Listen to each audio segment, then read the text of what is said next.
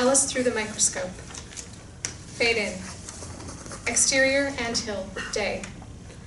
An educational documentary of the cordyceps, zombie fungus, and its haunting manipulation of ants.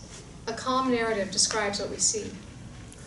A colony of like-minded ants have the ability to work as a single unit and serve one purpose, a queen and her eggs.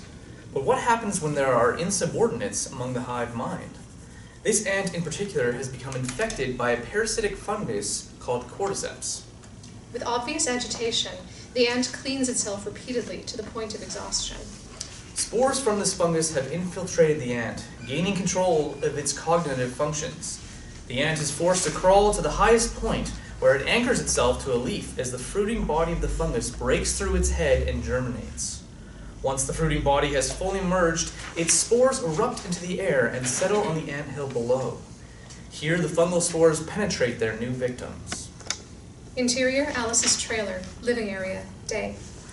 A shitty, unkempt trailer with the main entrance working as a boot room, living room, and kitchenette. Claudia Chambers, 48, a depressed shell of a woman, sits on a sofa bed, watching the ant documentary on a fuzzy box TV.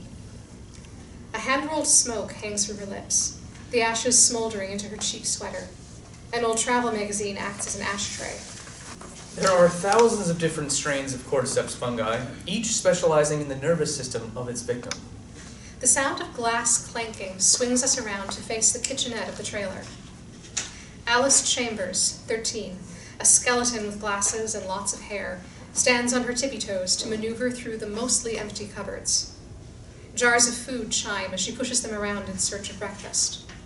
Finally, she comes across a jar of peaches, improperly sealed, with a fly working its proboscis along the lid. Alice gently blows on the fly. Now fleeing, the fly tries to maneuver past her, but instead gets tangled in her net-like hair. Alice jumps, unsuccessfully trying to remove it from her hair as it buzzes in a frenzy to escape. It finally frees itself and beats against the window pane in pandemonium. The fuck you doing? Claudia materializes behind Alice, making her jump. Sorry, was just getting breakfast. Keep thromping like that and the whole trailer park will think I'm beating you. Sorry, Mom. Alice starts unscrewing the lid, but tenses when her mother doesn't leave. You're eating me out of house and home there, Alice. We can split it? Damn right we can. Alice tries to relax her tense body, but she can barely contain her frustration. Actually, you can just have it. I'm late for school. She grabs her backpack from beside the sofa bed as she heads out. Alice? She pauses, her hand on the door. Be good, yeah? The dilapidated screen door rattles behind her. Exterior, Mikey's house, day. A cookie-cutter home, the type no one ever pays much mind to. Interior, Mikey's house, living room, day. Mikey, 13, a prepubescent cherub, vigorously types code into an old box computer. Hon, shouldn't you be at school by now? His fingers start moving 10 times faster. Yep. Interior, middle school, cafeteria, day. Middle school students mill about, grabbing lunches and finding their tables. Amelia, 36, a school nurse and a picture of sophistication, stands at the cafeteria entrance beside Mrs. Frankie, 38, an art teacher. You know, Amelia, I've been thinking. Now, don't jump my throat about this, but the problem might not be your fertility. Excuse me? The whole Petri dish thing just seems unnatural.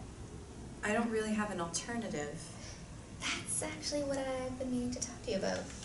My brother Dale has been single for a while. Oh God, Frankie, not this again. I have a boyfriend. We've been living together for 2 years. Knocking boots isn't exactly the problem. But thanks anyway. Well, maybe I could just write down his number for you, just in case it doesn't go well with Fitz. Fitz. Still? You never fail to surprise me. As Frankie talks, we drift into the hubbub of the students, and her voice becomes muffled in their chatter. We find Alice and Mikey sitting at a table. Mikey slowly empties 3 peanut butter sandwiches, a fruit cup, a stick of Laffy Taffy, salami, cheese, crackers, and a canteen of soup from his lunch kit.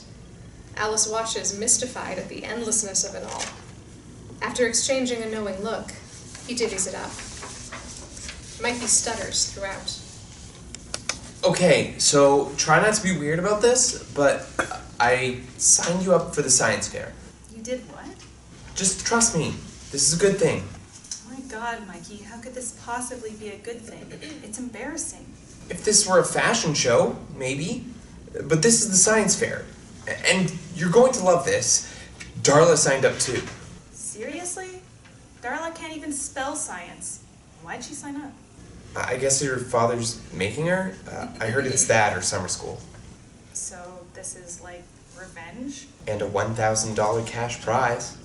Now you've got my attention. Your dad still have that microscope? Before Mikey can answer, Darla Swanson, 15, on the verge of beautiful, followed by Haley, 14, evil incarnate, and Brittany Ann, 15, a trial canvas for makeup, idly walk by their table.